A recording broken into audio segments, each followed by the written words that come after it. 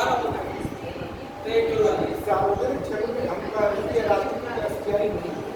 तो सर सार्वजनिक बैंकों में 12 हो गई। सार्वजनिक बैंक 11, राष्ट्रीयकृत बैंक जो है अभी भी 12 है, तो एसबीआई को छोड़कर। तो सर एक बैंक अकाउंट खुल जाती है, अब उसमें आप जो भी होगा उसको आप लोग देख लेना है। मोबाइल में तो उसको देख लीजिए। इतना अभी मैंने जो पढ़ा है कि 11 प्लस 1 एसबीआई, ठीक है, ये सार्वजनिक क्षेत्र का बैंक होगा तो ये 12 हो जाएगा, ठीक है। अब प्लस अगर ये राष्ट्रीयकृत कहा जाए तो राष्ट्रीयकृत बैंकों की संख्या 12 है, उसमें वो हम बता देंगे, वो 12 है, बैंकों का नाम भी मैं बता दूंगा, क्योंकि उसमें राष्ट्रीयकृत अगर क्वेश्चन पूछता है एग्जाम में कि कौन सा बैंक राष्ट्रीयकृत नहीं है, जैसे मान लीजिए 4 ऑप्शन दे दिया, एसबीआई, पीओ, बा, ठीक है, यूबीआई और पीएनबी, इसमें कहा जाए कौन सा राष्ट्रीय बैंक नहीं, एसबीआई क्लियर हो जाएगा ना। तो सर ये ऑप्शन ऐसे भी बनेगा। हाँ। सार्वजनिक बैंक सार्वजनिक क्षेत्र की बैंक नहीं। हाँ। सार्वजनिक क्षेत्र वाली बैंक कहने मतलब कौन सी नहीं है, तो वो वाला कौन सी बैंक? सारे नहीं, वो क्वेश्चन नहीं बनाएगा, बन जाएगा सर। कैसे? मैंने भी एक बैंक की जुड़ तो रही है सर, ये कुछ कह रहे 11-12 में अंदर कुछ जुड़ तो रही है। हाँ, अगर वो क्वेश्चन पूछेगा तो इतना ध्यान रखिएगा, 12 है, लेकिन 12 में एक एसबीआई राष्ट्रीयकृत बैंक नहीं, सार्वजनिक बैंक तो है, ठीक है ना, इतना ध्यान क्वेश्चन ये। कई सारे होंगे। हाँ, 11 ही होंगे, 11 के नाम याद कर लेंगे, पूरे 11 नाम याद कर लेंगे। हम याद बता देंगे, वो लिखा भी देंगे। नहीं सर जी, हम ये पूछ रहे हैं कि आपने लिखा है राष्ट्रीयकृत बैंकों की संख्या 12 है। हाँ, सार्वजनिक क्षेत्र की बैंकों की 11 है। हाँ, 11 तो एक एसबीआई जो एसबीआई को छोड़ दो, एसबीआई राष्ट्रीयकृत बैंक नहीं है। नहीं। तो सर भी ये सार्वजनिक राष्ट्रीयकृत बैंक में एक बैंक और जोड़ती है, ये है। अब वो मैं आपको दिखा दूंगा, उसमें एसबीआई जोड़ता तो है, एसबीआई जोड़ता है, लेकिन राष्ट्रीयकृत बैंक नहीं है। तो सर उसमें ऑप्शन में अगर आएगा ऐसे दे दिया कि सार्वजनिक क्षेत्र में बैंक कौन सी नहीं है, तो सर हम क्या मानेंगे? वही गलती है। सार्वजनिक क्षेत्र की बैंक नहीं है, हाँ, मैंने शब्द लगा दिया। तो सार्वजनिक क्षेत्र बैंक में तो एसबीआई छोड़ते हैं।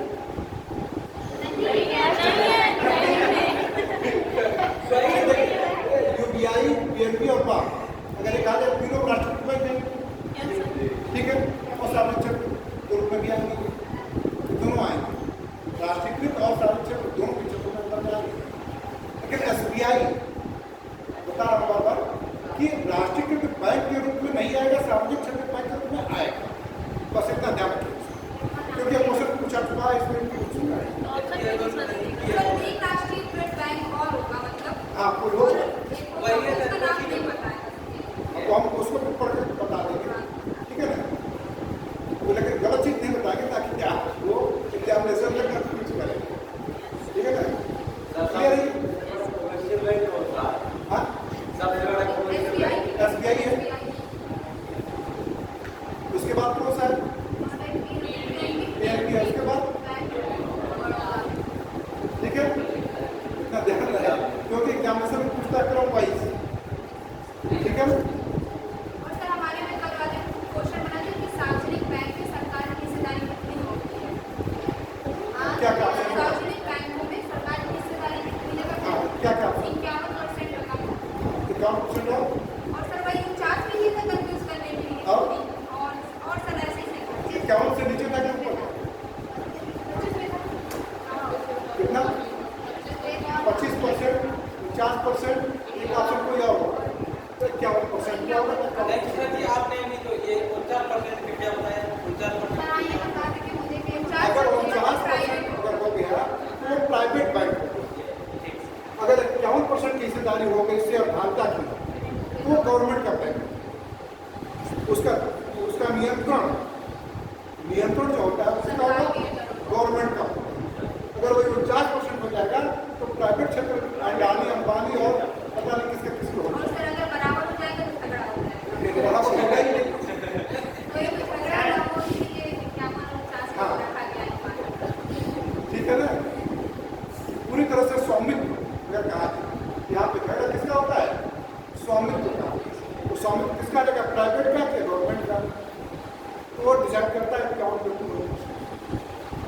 अभी इंडियन एयरलाइंस थी, किसकी थी? गवर्नमेंट यूज में टाटा फिर टाटा पर चली गई। क्यों? सर उसकी हिस्सेदारी कम हो गई सरकार अपने हिस्से को बेच रही है। और बेचकर क्या किया उसने? पैसा अपने पास ले लिया।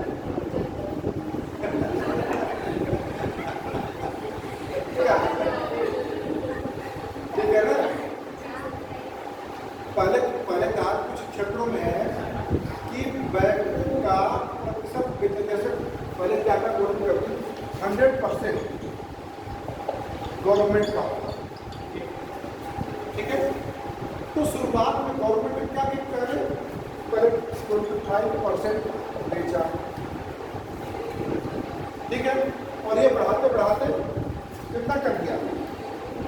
बढ़ा करके 50 तक कर दिया। 50 तक तो या 49 करेगा, 50 नहीं करेगा, या तो 51 करेगा या तो 49। ये दो क्राइटेरिया है। ठीक है? कभी कभी क्या होता है 74% ही 74% जो है वो बेच देता है गवर्नमेंट। और कभी कभी क्या होता है 100% ही हम बेचते हैं। तो पूरी तरह से क्या हो गया वो प्राइवेट। उसमें मतलब सार्वजनिक क्षेत्र का कोई भी अंश विद्यमान नहीं। अगर 25% है, 51% है, 49% है, फिर भी सरकार का नियंत्रण रहेगा। स्वामित्व तो दे देगा, लेकिन प्रभुत्व जो है गवर्नमेंट का भी रहेगा। ठीक है ना? क्लियर हो गया? कोई दिक्कत नहीं। हाँ, सरकार अपने स्वामित्व को बेच क्यों देता है? अपने शेयर को क्यों बेच देता है प्राइवेट? इसलिए बेच देता है क्योंकि सरकार कहती है कि हमारा काम व्यापारी करना और खरीदना बेचना नहीं है, हमारा काम क्योंकि प्रशासक का काम है, रेगुलेटरी वर्क है। लेकिन वेलफेयर के लिए हम ऐसा करते हैं, देश के विकास के लिए हम ऐसा करते हैं। लेकिन मुझे लगता है कि नहीं, ये मुझे नहीं, अगर प्राइवेट में जाता है तो ये मुनाफा ज़्यादा देगा और घाटा कम होगा, तो वो प्राइवेट की तरफ बेच देगा। ठीक है? जैसे मान लीजिए उदाहरण मान लें, बेसिक में सभी लोग क्या है, टीचर जाते हैं, तनख्वाह अच्छी मिलती है, लेकिन दशा प्राइमरी बच्चों की दशा क्या है? कोई भी या आप ही क्या सरकारी स्कूल में अपने बच्चों भाई बहन को पढ़ाना चाहते हैं? क्यों नहीं पढ़ाना चाहते? एक प्रमुख उदाहरण मैं बता रहा हूँ। प्राइमरी स्कूल हर कॉलेज मोहल्ले गाँव में आगे और खोले गए, लेकिन आप अपने भाई बहन को या बच्चों को उसमें क्यों नहीं पढ़ाना चाहते? क्वालिटी नहीं है, अनुशासन नहीं है, इंफ्रास्ट्रक्चर भी।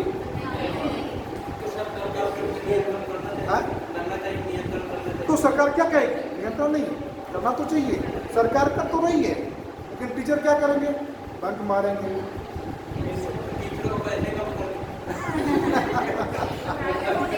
बैंक करें, कम करते हैं तो हो हल्ला, यूनियन। अब कम ही नहीं करा तो सरकार ये सोच रही है ना कि इनको मुझे ठीक कैसे करना है। वो क्या करेंगे? प्राइवेटाइजेशन कर दे रही है। प्राइवेट स्कूलों को ज़्यादा महत्व दे रही है और उसको कम कर दे रही है।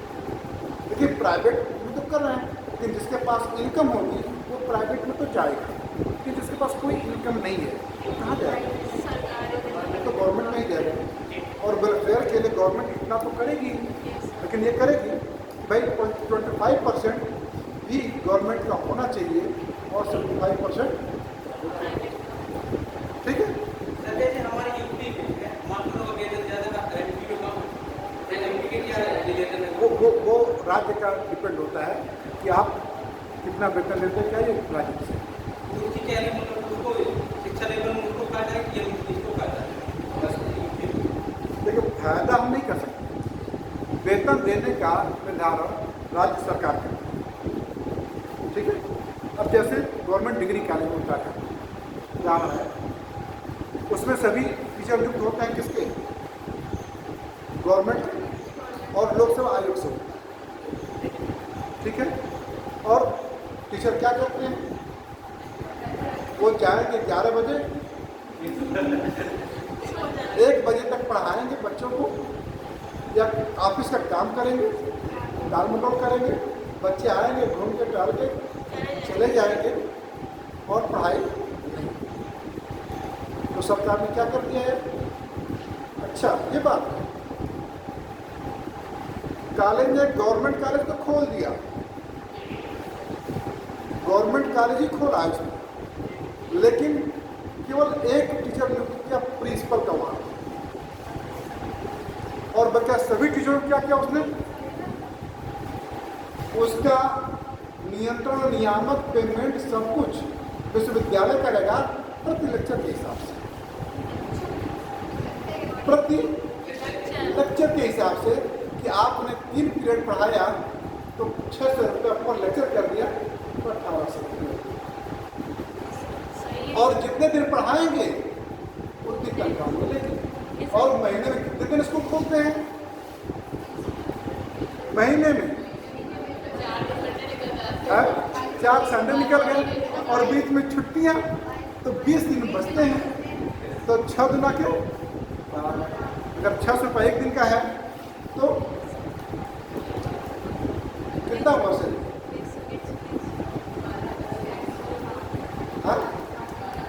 12-15 हज़ार। और ऐसे गवर्नमेंट अगर नियुक्त करके तो उसको कितना देना पड़ेगा? 70,000, 80,000, 1,000। तो सरकार को इसमें फायदा है, किसमें फायदा है? और जब आपको भी चिंता होगी कि बच्चे नहीं आएंगे, हम नहीं पढ़ाएंगे, हमारा लेक्चर नहीं लगा, तो हमारी प्रायोरिटी नहीं गई, हमारा आना जाना बेकार होगा। तो तब मन से आप पढ़ाएंगे भी, उसमें भी ऑप्शन हो गया कि बच्चों से फीडबैक ले लिया गया, आप अच्छा पढ़ाते हो या नहीं पढ़ाते हो। अगर बच्चों ने 50% बच्चों ने कह दिया कि नहीं सेटिस्फैक्ट्री, तब तो ठीक है। अगर उसमें कह दिया कि नहीं सेटिस्फैक्ट्री नहीं है, सब तो मुझे समझ में नहीं आ रहा है, तो टीचर भी बाहर का रास्ता देगी। सरकार इसीलिए प्राइवेटाइजेशन कर रही है, समझ रहे हो? और प्रतिस्पर्धा, क्वांटिटी, क्वालिटी और कंपटीशन, इन 3 चीजों पर जोर दे रही है, ठीक है ना? बीएसएनएल कंपनी पहले हुआ करती थी कि इसका लाइन लेने के लिए 4 बजे भोर से लगना पड़ता था। अब बीएसएनएल कोई पूछ रहा है क्या? क्यों? क्योंकि उससे सस्ता और उससे क्वालिटी भी बेहतर।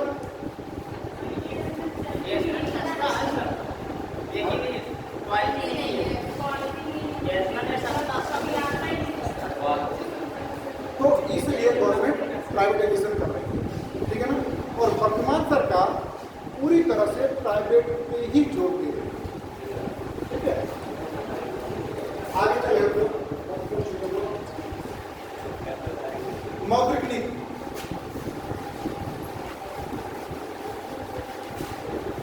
आरबीआई का प्रमुख कार्य क्या करता है? मौद्रिक नीति जारी करना।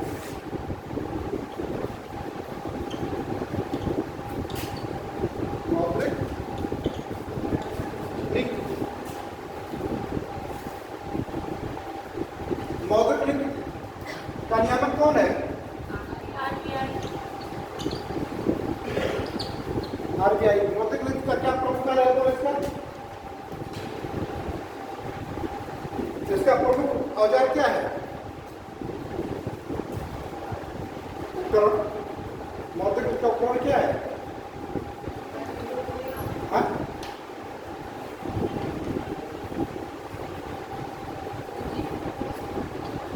एमएस यानी मुद्रा की त्रुटि और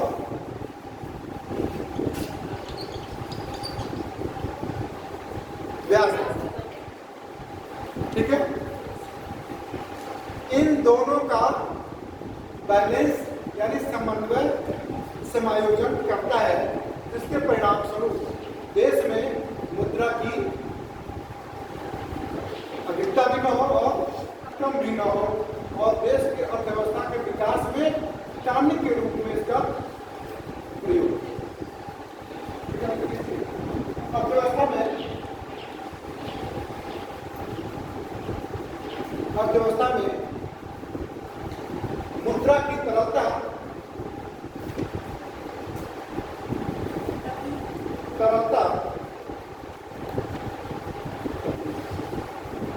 अर्थात मुद्रा की आपूर्ति एवं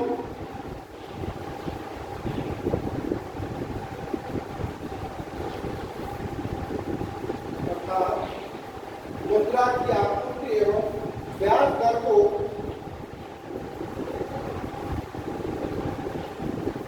दर को प्रभावित करने वाली नीतियां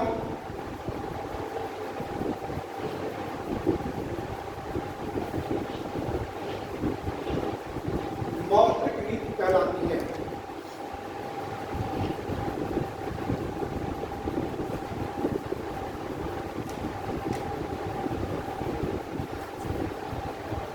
ठीक है, ठीक है लगो। इसके द्वारा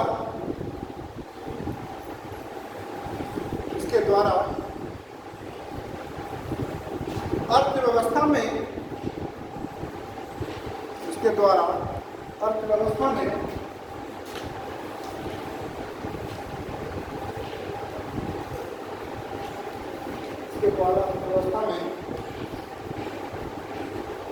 मुद्रा के प्रवाह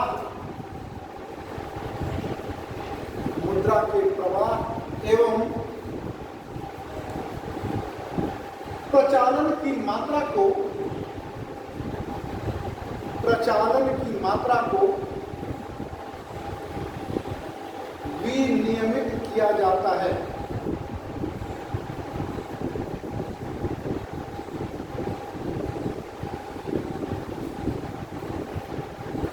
इसका संचालन केंद्रीय बैंक पोस्ट में आरबीआई करता है।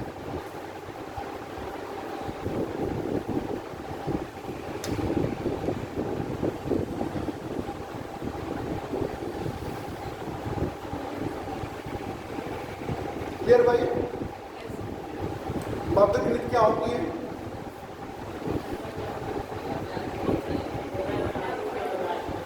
देश की अर्थव्यवस्था में मुद्रा की आपूर्ति एवं ब्याज दर को,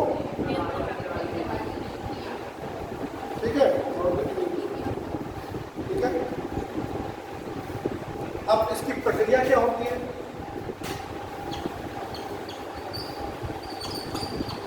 प्रक्रिया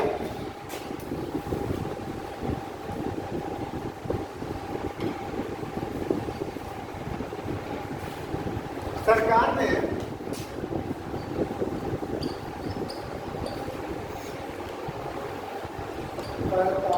45(j)(B) एक धारा है, ठीक है। इस धारा के द्वारा पहले क्या होता था कि आरबीआई गवर्नर इस सभी नीतियों को निर्धारित करता था, ठीक है।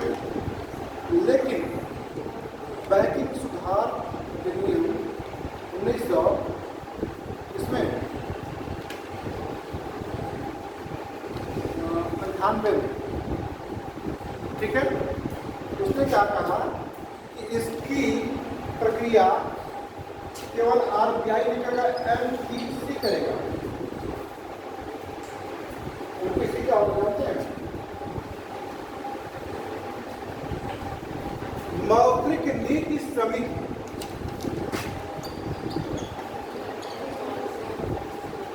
मौद्रिक नीति समिति, मॉनेटरी पॉलिसी कमेटी, ठीक है। और ये इसका पदेन अध्यक्ष कौन होता है? आरबीआई का मेन गवर्नर, ठीक है। और बाकी 5 सदस्य उसमें चुने जाते हैं और 2 किसके होते हैं? गवर्नमेंट, ठीक है ना। तो वो 6 लोग सदस्य होते हैं,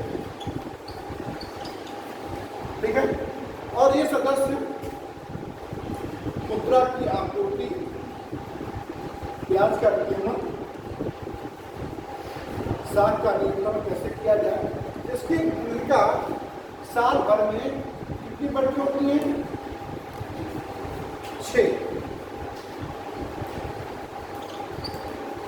छह बैठक होती है। 6 बैठक होने का क्या अभिप्राय है कि हर 2 महीने पर एमपीसी मौद्रिक नीति समिति आपकी मौद्रिक नीति की समीक्षा करती है। यानी साल भर में 6 मौद्रिक नीति जारी होती है। ठीक है, एक तो 2 मासिक, उसके बाद त्रैमासिक और अर्धवार्षिक और फिर, ठीक है ना, इस आधार पर नीति जारी होती है। ठीक है,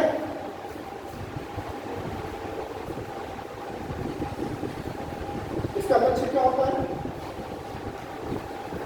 मैंने कहा जाए मौद्रिक नीति का लक्ष्य क्या है?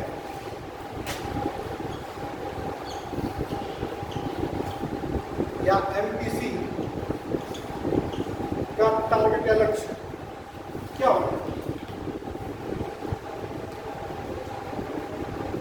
इसका प्रमुख उद्देश्य क्या होता है? महंगाई को बढ़ाना, महंगाई को घटाना या महंगाई को न लाने देना? कीमत में बढ़ाना, कीमत में घटाना या स्थिर है?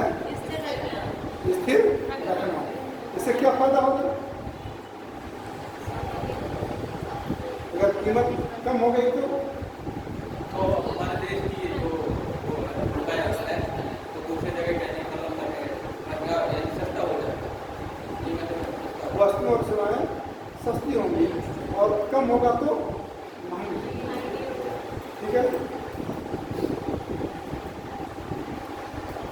सर अगर महंगाई का लिया जाए तो ऐसा बोला जाता है कि बस महंगाई अच्छी होती है। हाँ, ये कहा जाता है कि हल्की मुद्रास्फीति देश की अर्थव्यवस्था के विकास के लिए टालने का काम करती है। हल्की मुद्रास्फीति, लेकिन अगर मध्यम है तो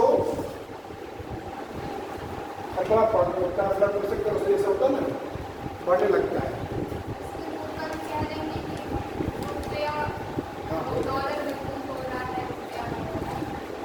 उसको फिर आप लोग को लेक्चर दिया, फिर लेक्चर देंगे कि आपको क्या से विनिमय दर देखो, आपका विनिमय दर पढ़ाएंगे उस समय, तब डॉलर और रुपया और पाउंड स्टर्लिंग और क्या बोलते हैं SDR, तो क्या समझते हो ना, स्पेशल ड्राइव राइट कौन जारी करता है? विश्व बैंक जारी करता है। उसके अकॉर्डिंग जो कि विनिमय दर का निर्धारण होता है। तो अब केवल एक मुद्रा के आधार पर नहीं, बल्कि वास्तविक टोकरी के आधार पर विनिमय दर का निर्धारण किया जाता है। वो 5 देशों की टोकरी है मुद्राओं, ठीक है ना, उसके आधार पर किया जाता है। तो बोलने के लिए जब बराबर 4 पॉइंट इसमें तो भूल जाएंगे आपको। लक्ष्य या मौद्रिक नीति का लक्ष्य या उद्देश्य कीमत की स्थिरता बनाए रखना। कीमत स्थिरता बनाए रखना।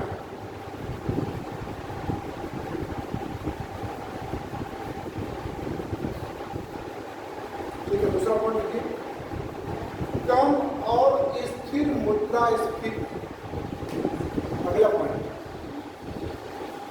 कम और स्थिर मुद्रास्फीति। कम और स्थिर मुद्रास्फीति। और तीसरा, वित्तीय स्थिरता, इसमें कीमत की स्थिरता और इसमें दूसरे में क्या बताया मैंने? कम और स्थिर मुद्रास्फीति, लेकिन मुद्रास्फीति होनी चाहिए। ठीक है ना, है कि नहीं? समझा रहा? कम और स्थिर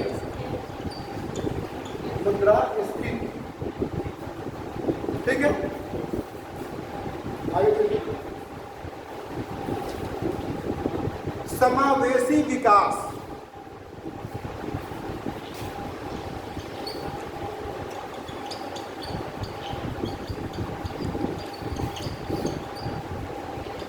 समावेशी विकास हासिल करना।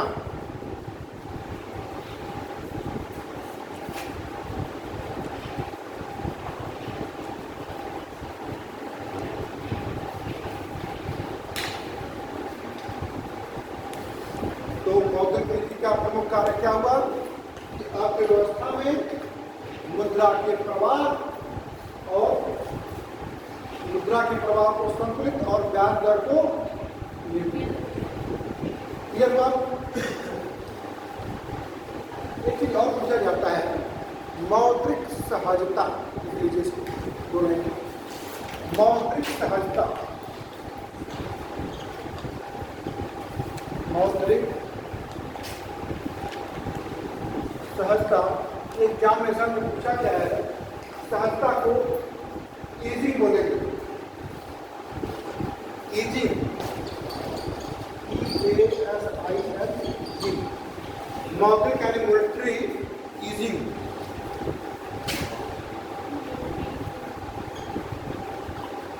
मॉनेटरी ईजिंग, ठीक है।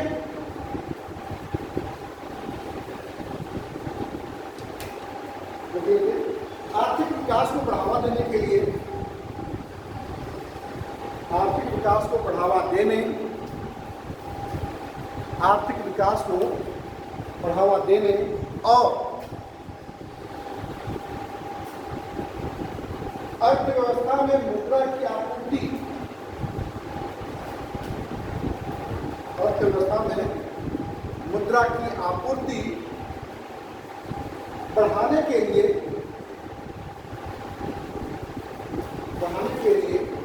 आरबीआई द्वारा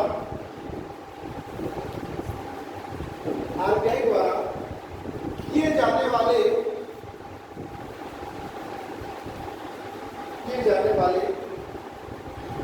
नीतिगत उपायों को मौद्रिक सहजता या मॉनेटरी ईजिंग कहा जाता है। ठीक है, क्लियर।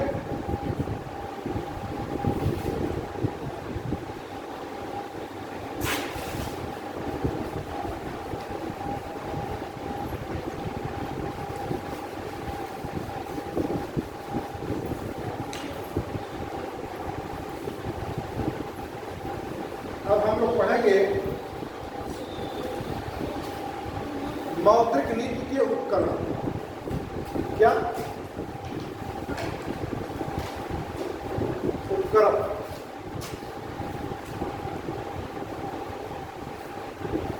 इसके उपकरण दो हैं, मात्रात्मक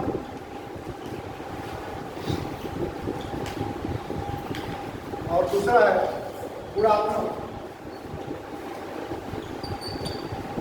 मात्रात्मक क्वांटिटेटिव और क्वालिटेटिव, ठीक है।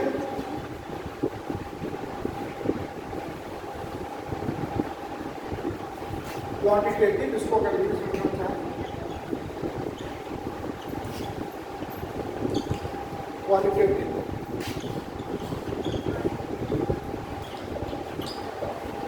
ठीक है, सही है। उपकरण से क्या करता है, बोलिए। ये दो उपकरण है, इस दो उपकरण से क्या करता है? साख एवं ऋण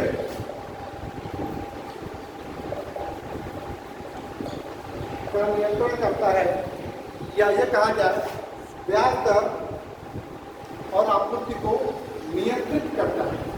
क्या करता है? मुद्रा आपूर्ति और ब्याज दर को नियंत्रित करता है इस उपकरण के द्वारा। उपकरण दो हैं, मात्रात्मक और गुणात्मक। मात्रात्मक उपाय में पहला बैंक दर, बैंक दर। दूसरा पॉइंट तरलता समायोजन सुविधा।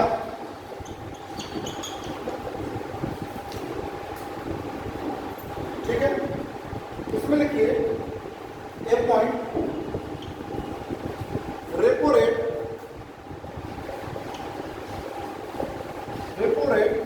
बी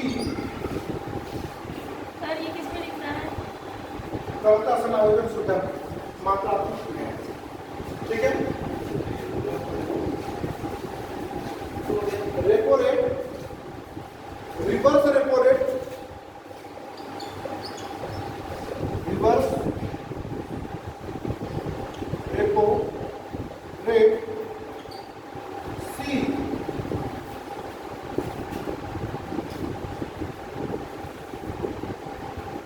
सीमांत अस्थायी सुविधा, सीमांत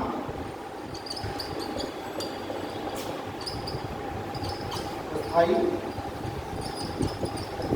सुविधा MSF इसको बोलेंगे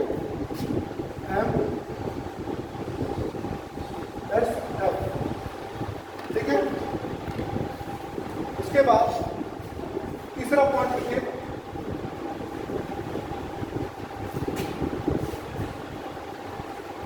खुला बाजार संचालन।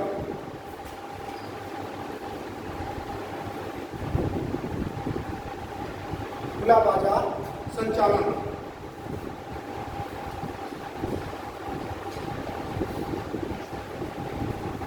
खुला बाजार संचालन। उसके बाद चौथा पॉइंट है आरक्षित निधि अनुपात, आरक्षित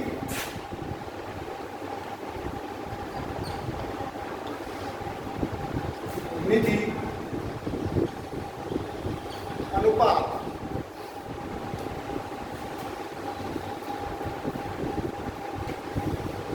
इसके अंदर दो पॉइंट आएंगे, ए नकद आरक्षित अनुपात, नगद आरक्षित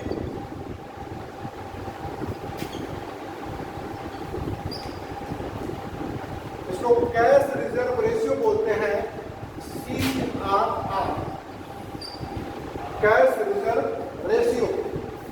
ठीक है, दूसरा है वैधानिक तरलता अनुपात,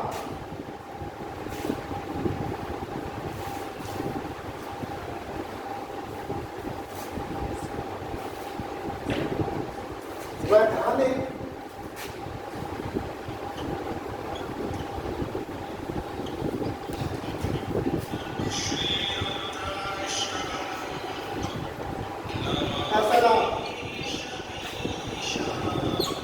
स्टेटरी लिक्विडिटी रेशियो।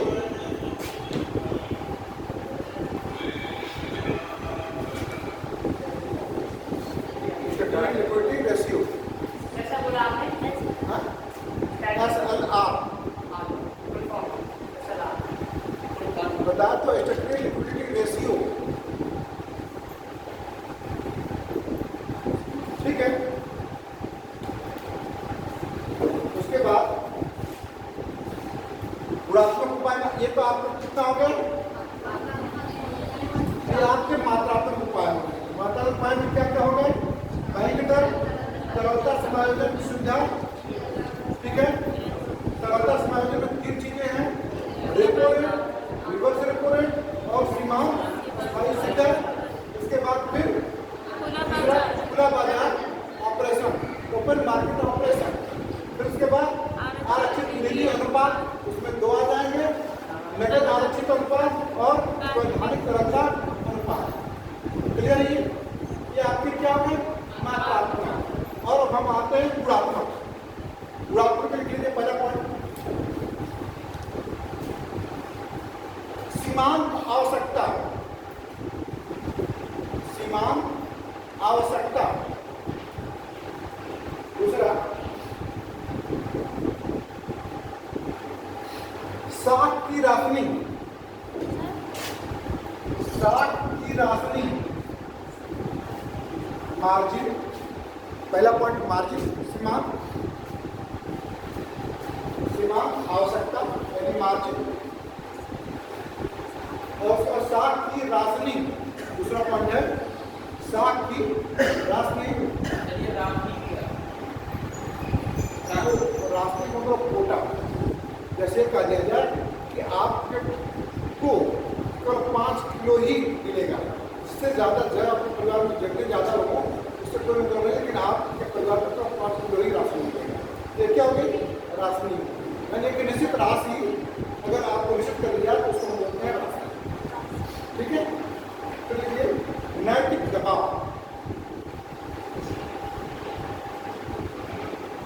नैतिक दबाव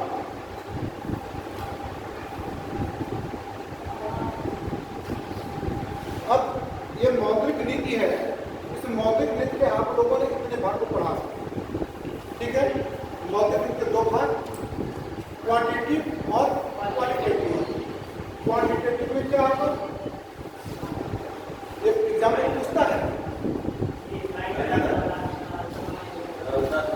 बैंक का तरलता समायोजन, तरलता समायोजन में 3 चीजें होगी, फिर खुले बाजार की क्रिया हो गई, फिर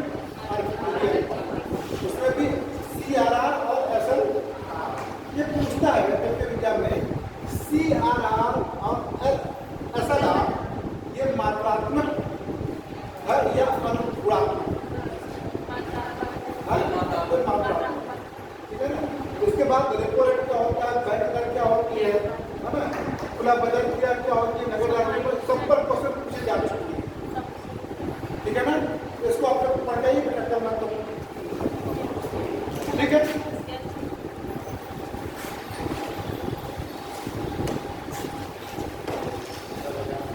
आगे एक तरह से कहा था कि आरबीआई की जो रणनीति है वो खत्म हो गई। ठीक है, इन तीनों के विषय में थोड़ा दिखा देंगे, पढ़ा देंगे, उसके बाद फिर हम आ जाएंगे नंबर पर, क्योंकि अभी बहुत ज़्यादा कवर करना है।